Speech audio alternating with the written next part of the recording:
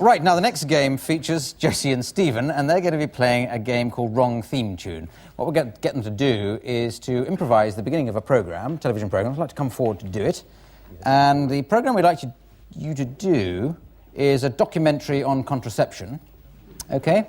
But in the style of the theme tune, which you're going to hear now, just played in for you now.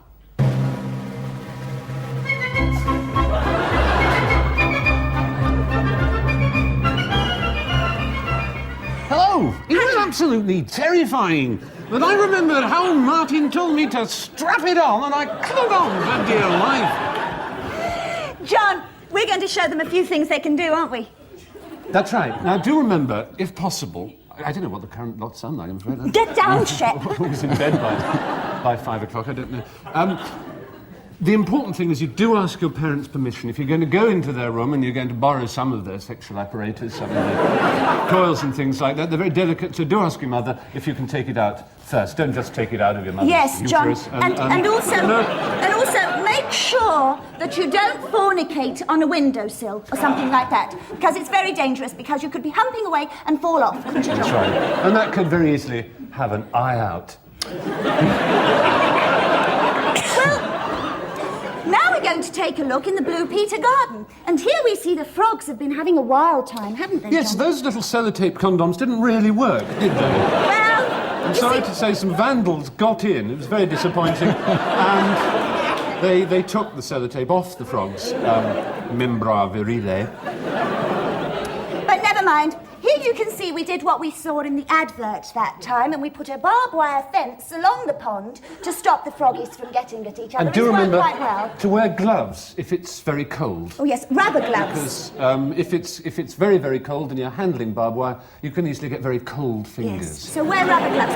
One nice little point Useful for tip, Christmas, little thing I've got you, is you can cut the fingers off the rubber gloves and use those for contraception too.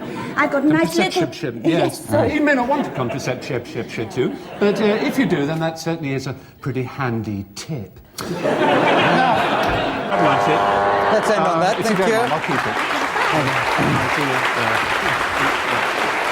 All right. Well, we'll just end there when we're in at least hailing distance of a taste barrier.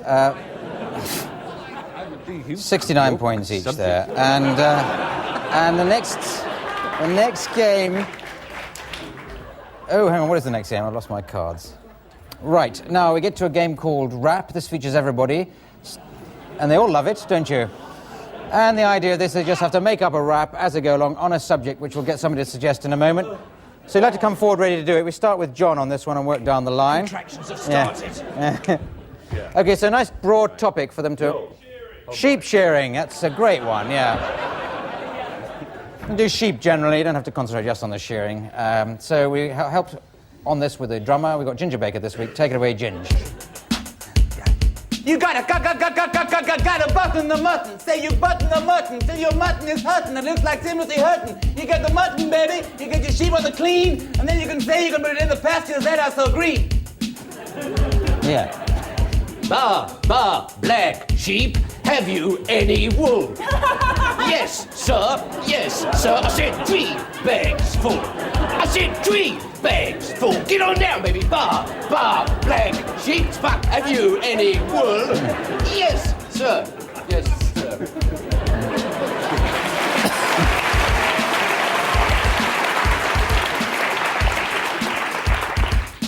Come on, sheep, pull up to my bumper. Make me a woolly jumper. Ooh, you're so sheer. I like to have my sheep real near. I go to Australia and see the men they sweat. I like to see them dripping. Yes, it's my favorite bet.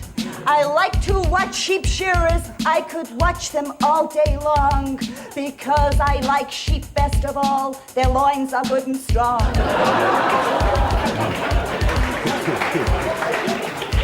Mary had a little lamb. No, I can't do that.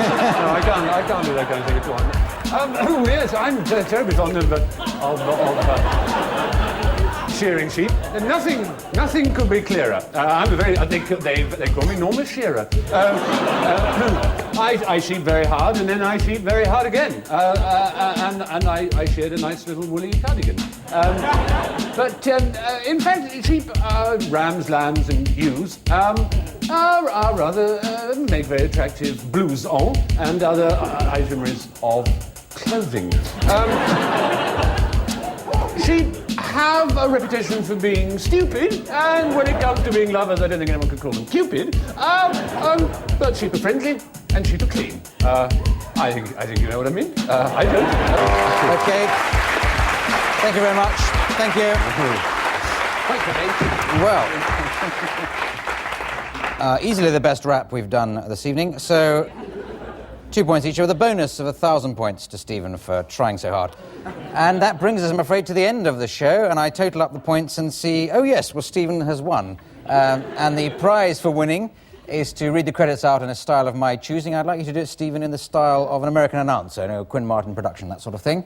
So it just remains for me to thank Stephen Fry, Josie Lawrence, N. Reitel, John Sessions, you, the studio audience. This is me, Clive Anderson, saying good night. Good night. Tonight's episode, Whose Line Is It Anyway? Deadly Affair, starred Clive Anderson, John Sessions, and Stephen Fry, Josie Lawrence, and N. Reitel. Your title music this evening by Philip Pope.